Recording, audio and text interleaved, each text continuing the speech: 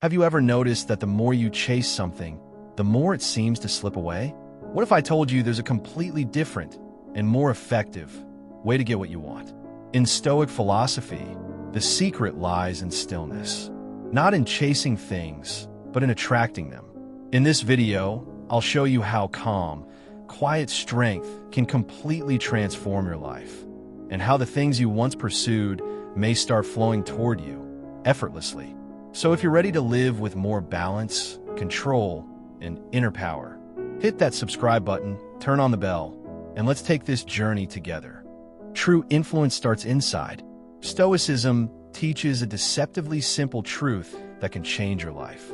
The only thing we truly control is ourselves, our thoughts, our emotions, our reactions, and our decisions.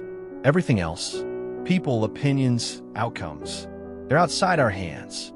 The sooner we accept that, the freer we become. Picture a Roman general in the chaos of battle. Rain pouring, the ground slippery, enemies closing in. His men are terrified, but he stands still, calm, focused. He doesn't scream or panic or blame. He breathes. He watches. He acts with precision. He can't control the storm, but he controls himself. And through that, he earns his soldiers' trust, even his enemies' respect, and ultimately he wins. That kind of steady, quiet power, that's what draws people in. Here's another Stoic gem. Take action because it's right, not because you expect instant rewards. This isn't about being cold or detached. It's about emotional freedom. Imagine a humble potter in ancient Rome named Cassius. He crafts beautiful clay vases with care. But unlike others, he doesn't beg for sales or stress over deals. One day, a rich man mocks his prices. Cassius smiles and keeps working. Months later, the same man returns and buys nearly everything. Not because Cassius begged, but because the quality spoke for itself. That's the Stoic way. You plant the seed, but you don't demand it grows today.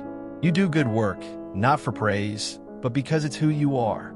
When you stop chasing applause, you gain calm, consistency, and strength. You become harder to shake, harder to discourage, and more magnetic.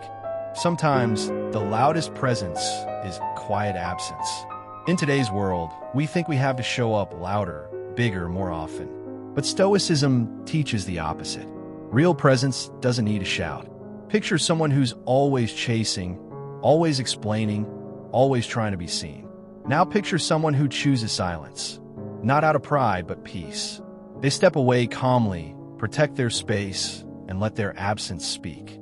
That kind of quiet withdrawal doesn't go unnoticed, it lingers. Because people feel the weight of someone who no longer fights to be understood. Just like Marcus Aurelius, Rome's emperor and philosopher. He didn't need big gestures to prove himself. Even when betrayed or attacked, he often chose not to react. His silence wasn't weakness, it was wisdom. Leaving with grace can be louder than staying with noise. Here's a paradox. The less you crave, the more you receive. In a world that tells you to hustle harder, want more, chase everything, it feels strange to step back. But the Stoics believe that desperate wanting creates tension and anxiety.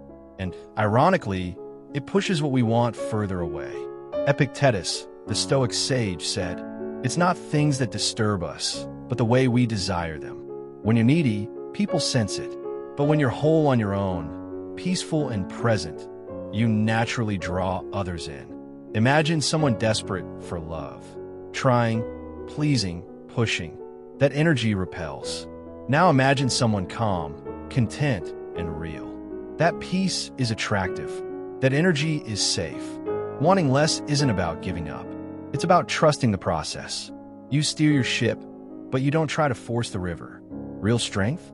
It's a not needing.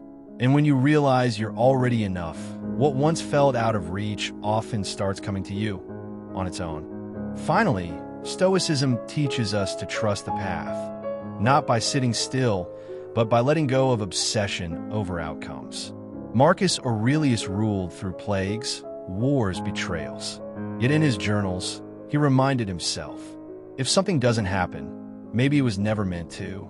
If something does happen, you're strong enough to face it.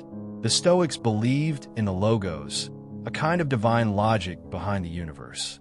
You can row your boat, but you can't control the current. And when you stop fighting every wave, the journey becomes smoother. Epictetus tells the story of a dog tied to a moving cart.